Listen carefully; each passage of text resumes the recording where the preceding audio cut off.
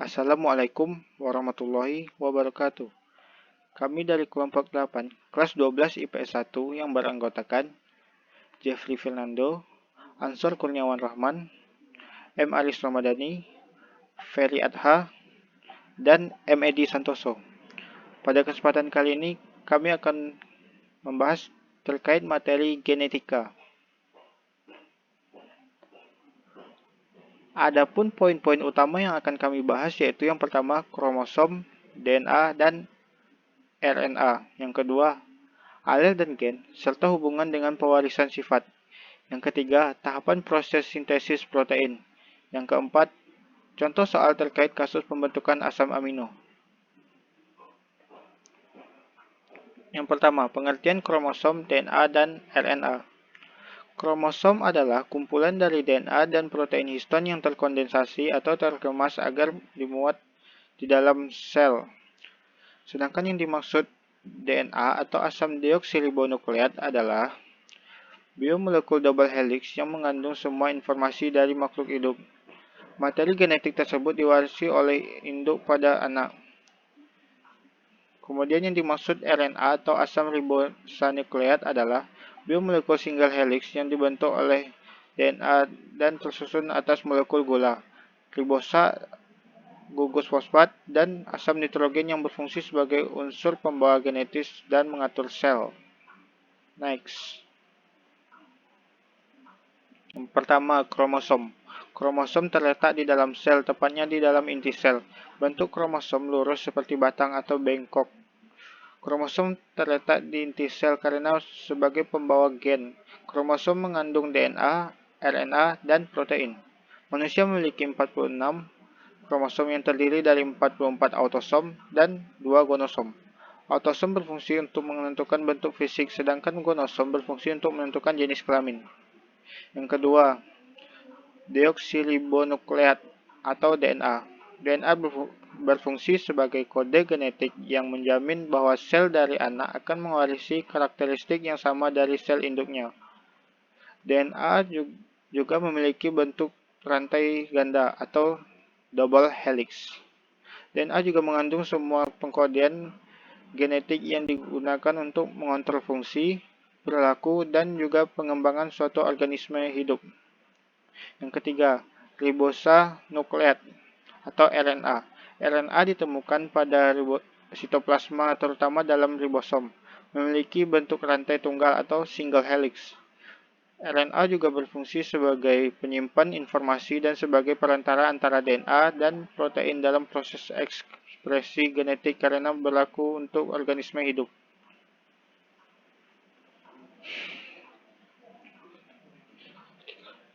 Kemudian gen dan alel, serta hubungan dengan pewarisan sifat. Apa yang dimaksud dengan gen? Gen adalah penentu sifat atau unit terkecil yang menentukan sifat makhluk hidup.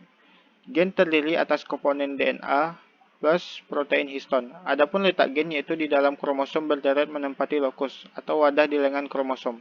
Gen juga memiliki sifat seperti dapat bermutasi, menduplikasi, mendukung informasi genotip, dan menempati satu lokus di dalam kromosom. Kemudian yang dimaksud dengan alel adalah pasangan gen yang terletak di dalam lokus yang bersesuaian pada kromosom homolog.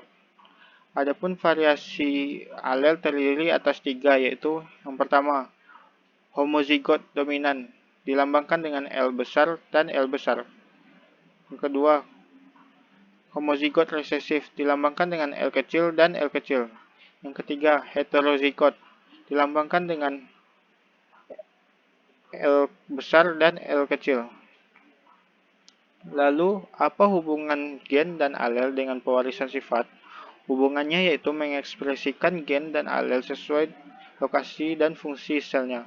Setiap kromosom memiliki komposisi gen dan alel yang berbeda. Contohnya, keratin yang berada di jari berfungsi sebagai pembentuk kuku. Lain halnya dengan keratin yang ada di kepala berfungsi sebagai pembentuk rambut. Next. Tahapan sintesis protein. Secara garis besar, sintesis protein dapat dibagi menjadi 2, yaitu transkripsi dan translasi. Transkripsi adalah proses pencetakan atau penulisan ulang DNA ke dalam mRNA atau kodon. Proses ini terjadi di dalam nukleus. Tahap sintesis di transkripsi ada dua, yaitu dRNA meninggalkan DNA menuju ke ribosom.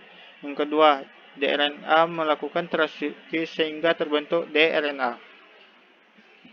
Kemudian translasi. Translasi yaitu tahap penerjemahan kode dari mRNA oleh tRNA ke dalam urutan asam amino. Tahap ini terjadi di dalam sitoplasma dengan bantuan ribosom.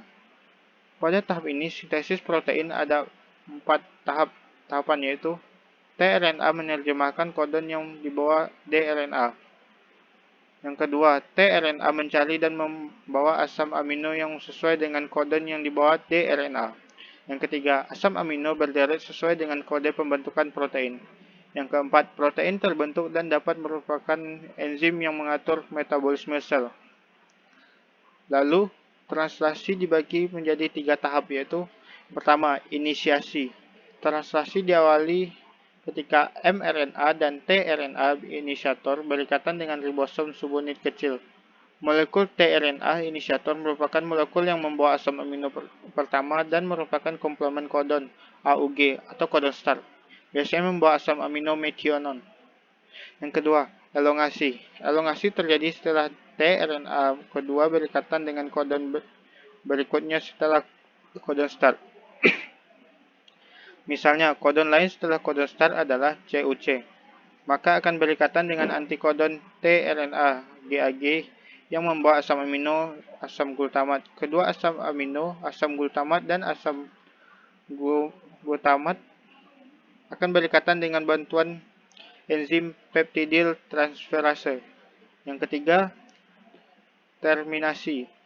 Translasi akan terhenti ketika ribosom mencapai kodon stop pada mRNA. Kodon stop yang dimaksud yaitu UAA, UAG, UGA.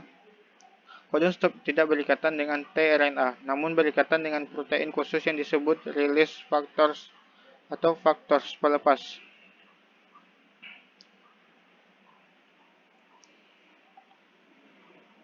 Selanjutnya, contoh soal terkait kasus pembentukan asam amino. Gambar di bawah adalah diagram sintesis protein. Pertanyaannya, bagian X dan proses Y adalah A. tRNA dan transkripsi, B. tRNA dan translasi, C. mRNA dan transkripsi, D. mRNA dan translasi, E. rRNA dan transkripsi. Mari kita bahas.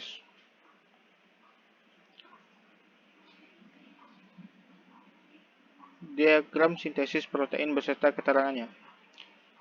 Bagian huruf X adalah tRNA, sedangkan huruf Y adalah proses translasi, yaitu penerjemahan mRNA oleh tRNA atau transfer RNA yang melibatkan asam amino hingga terbentuk polipeptida. Jadi bagian X dan proses Y adalah tRNA translasi. Jawabannya B, tRNA dan translasi. Sekian presentasi yang dapat kami berikan. Kurang dan lebihnya mohon maaf. Wassalamualaikum warahmatullahi wabarakatuh.